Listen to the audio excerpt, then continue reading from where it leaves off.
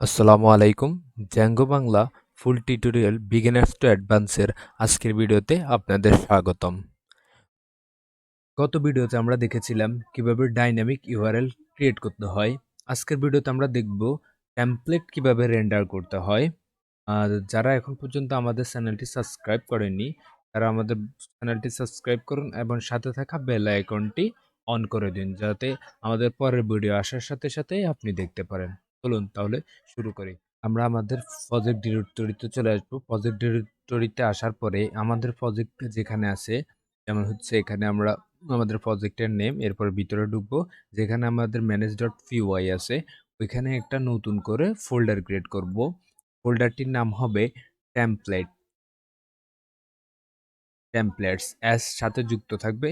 আপনারা spelling mistake করবেন না, স্পেলিং মিস্টেক করলে এই ইরোরটা দেখাবে না, এতে করে আপনার টেমপ্লেটও পাওয়া যাবে না। তাহলে আমরা আমাদের ফোল্ডারটি টেমপ্লেটস নামে ফোল্ডারটি দিয়ে দিলাম। এখন আমরা আমাদের কোডে চলে যাই, ভিজুয়াল কোডে। ভিজুয়াল কোডে আসার পর আমরা দেখতেছি এখানে টেমপ্লেটস নামে ফোল্ডার চলে এসেছে। এরপরে আমরা কি করব, আমাদের সেটিংস ডট পিওয়াইতে যাব।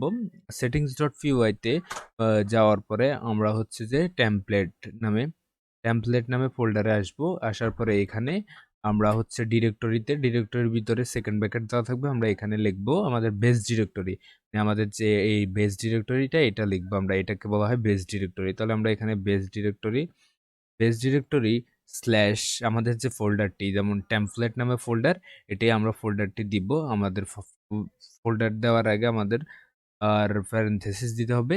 এরপরে আমরা টেমপ্লেট নামটা ভালো করে লিখবেন যেন মিস্টেক না হয়, TMPLATES টেমপ্লেটস। তাহলে আমরা আমাদের টেমপ্লেটস নামে ফোল্ডারটি এখানে দিয়ে দিলাম।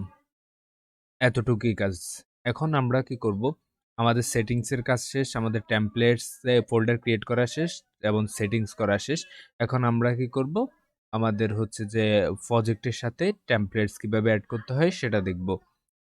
তাহলে আমরা আমাদের প্রজেক্টে চলে যাব। প্রজেক্টের ভিউজ আগে আমরা যেখানে কাজ করেছিলাম, যেমন হচ্ছে কোর্সে এখানে আমরা এসটিটিপি রেসপন্সে আইডি শো করেছিলাম, আর এখানে এসটিটিপি যে হোমটা ছিল এখানে আমরা hello welcome hello world এসটিটিপি response show করেছি। এখন আমরা কি করব, এখানে একটা এসটিএমএল পেজ শো করব। এসটিএমএল পেজ যেমন index dot pH index dot HTML এরকম আমরা পেজ শো করব।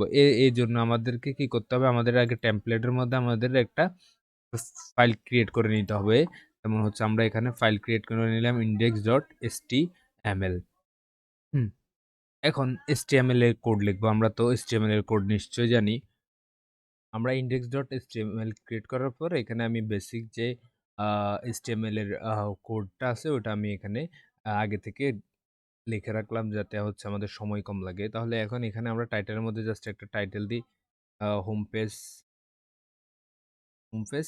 আর আমরা আগে যেমন ভিউজে এখানে শো করলাম ওয়েলকাম হ্যালো ওয়ার্ল্ড, এটাই আমরা শো করব।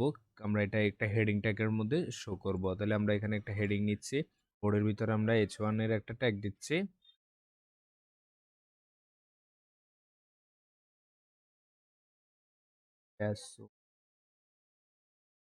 এই ট্যাগের ভিতরে আমরা হচ্ছে আমাদের আগের যে হেডিংটা ছিল, আগের যে টা ছিল ওইটা আমরা এখানে ফেলছি।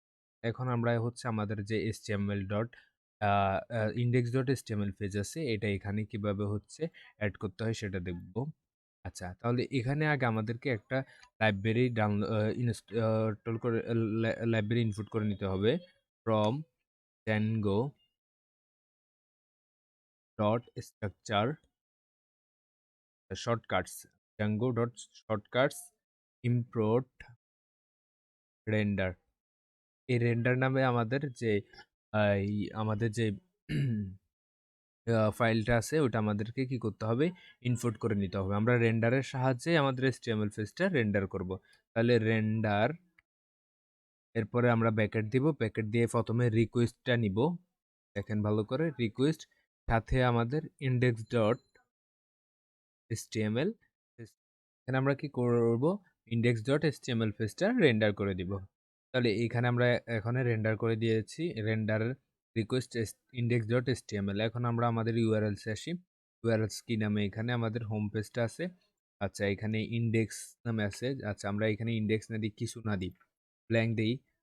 আমাদের যে রুট ফাইলটা আছে ওইটা যখন রান করব তখনই আমাদের হচ্ছে views ডট হোম কল হবে এবং কল হওয়ার পরে এখানে আসবে, আসার পর রেন্ডার করে index ডট html পেজটা দেখানোর কথা। দেখি আমাদের রান ফাইলে আমাদের কি দেখাচ্ছে, আমরা রান করে নিলাম। দেখেন ওয়েলকাম হ্যালো ওয়ার্ল্ড, তার মানে হচ্ছে এখানে আমাদের যে এই পেজটা রেন্ডার করানো, এটা সাকসেসফুলি রেন্ডার হয়েছে। আমাদের টেমপ্লেট এড করা আমাদের সাকসেসফুলি হয়েছে। আজকের ভিডিও এই পর্যন্তই। কিভাবে টেমপ্লেট এড করতে হয় বা কিভাবে টেমপ্লেট ফোল্ডার ক্রিয়েট করতে হয় এই ভিডিওতে আমরা এটা দেখলাম। পরের ভিডিওতে আমরা দেখব টেমপ্লেটের মধ্যে কিভাবে ভিউজ থেকে টেমপ্লেটের মধ্যে কিভাবে ভ্যালু পাঠাতে হয় সেটা পরের ভিডিওতেই আমরা দেখব। সে পর্যন্ত আমাদের সাথেই থাকুন। ধন্যবাদ।